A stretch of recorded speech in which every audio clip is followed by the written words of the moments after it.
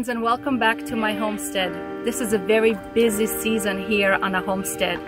Everything comes to life and there's just so much to do and so much to prepare on a homestead. We have to get ready for baby goats. They may be coming as early as today or tomorrow.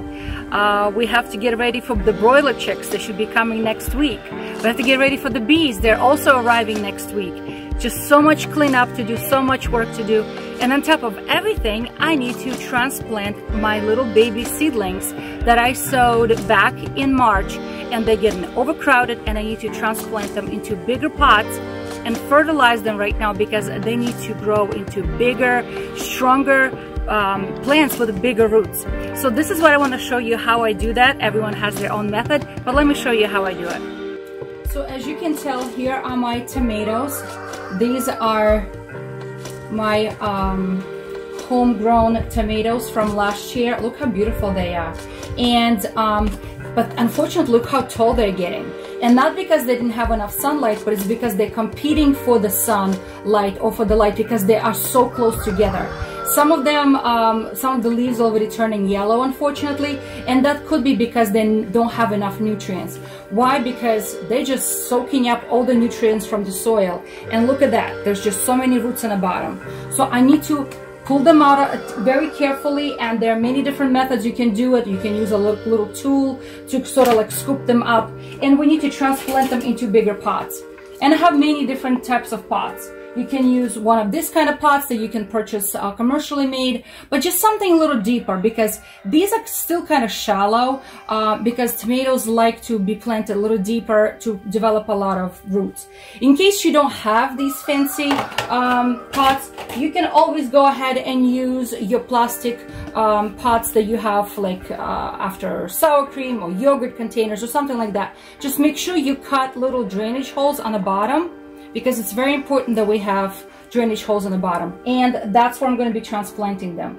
So before I even touch them, I soak them with a little bit of water so the roots are nice and loose, so I don't damage as many roots as possible. And I moisten the soil as well. And the soil is it's not soaking wet, but it is definitely it's definitely moist, because if I make a fist, I mean, if I make them into like a little clump, they stay together in a clump, okay? I like to use organic potting soil when I work with it, and it's from the coast of Maine, it's called. That's what I like to use. But I also like to feed my plants when I'm picking and transplanting them, because as you can tell, they're already under stress, and once I pick them out of the soil right now, there's even more stress, so they need to be fed. What do they like to be fed with? Well, I'm going to feed them, and I'm not, you know, I'm not sponsored by anybody, but I'm using this Neptune's fertilizer. It's a seaweed fertilizer, and it's quite smelly. It smells like fish almost, but it's not very strong. Nothing like a synthetically made. It's 2-3-1, and it's always nitrogen, phosphorus, and potassium. But I do know that it will need more phosphorus to create those strong roots. So I'm just going to take a little bit of my triple phosphate organic as well, and I'm just going to dilute that little bit in the water. I'm going to also sprinkle just a little bit of the bulb tone, which is a bone meal, also going to help with more root production. All right, how much to use it?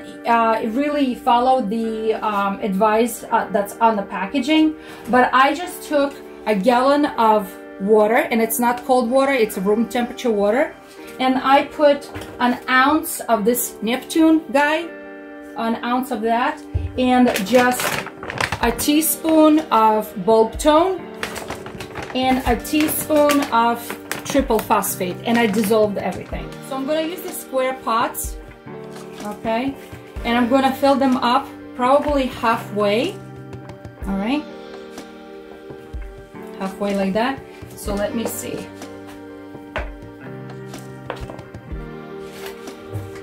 So I need to remove them, and I have this funny looking forks that I purchased, but you can use anything you want to remove them out of the container. But I'm going to try not to break the roots too much.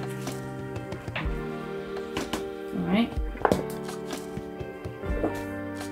So I have a lot of them right here, and I'm just gonna take one.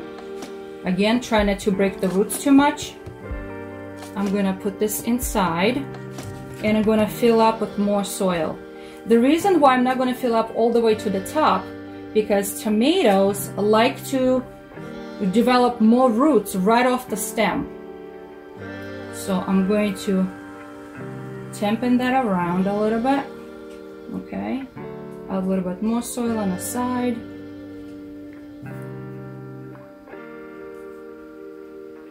As the tomato is going to begin to grow, I will add more soil around it when the time will come, okay?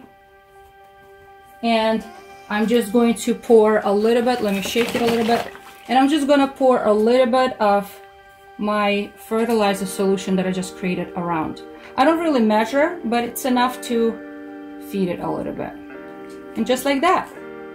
Now I still have to put them under the light because these plants still need sunlight or some sort of a light to grow. And even though it's nice and bright and nice and warm during the day in my greenhouse, I can keep them in my greenhouse during the day. But unfortunately, during the nighttime, it still gets very cold here. So I still have to bring them in the house during the nighttime so they can continue to grow. So this is how I'm going to be transplanting my tomatoes right now. Isn't this fun? So friends, here's a dilemma, true story. I ran out of containers. I went through the entire house. I used up every container we have, and we ran out because I planted or I seeded way too many little seeds. So I just sent my daughter to the store to get those red solar cups. I can use those as well. But I just want to show you because somebody asked me that once, and I just want to explain something when is the right time to pick the tomatoes and transplant them into the bigger pot. So if you can see this plant right here, do you see how it created independent leaves already that do resemble like a tomato plant? So that's the perfect time to pick them and transplant them. Not when they have those original ones, the ones that are at the bottom. Can you see them? So this is the good time to transplant them, just like this. And notice how I planted them very deep, because along the stem, all the way along the stem, they're going to be creating more roots. And the more roots they have right now, the healthier plant it will be. Because we don't want that tall, lanky plant. We want a nice and developed plant for tomato. So like I've said to you again, guys, I'm gonna bring them back in a house for the nighttime because the temperatures here in New England right now in April still drop down to 40s, even 30s at nighttime. And my greenhouse just does not contain the heat just yet. I mean, we're still working on the heating system. But in the meantime, I'm gonna bring them in a house. During the day when it's nice and sunny, it gets really hot in this greenhouse. This morning it was as hot as 100 degrees, crazy hot. So I had to open both doors and cool it off a little bit. But now the sun is going down and the temperature is going down.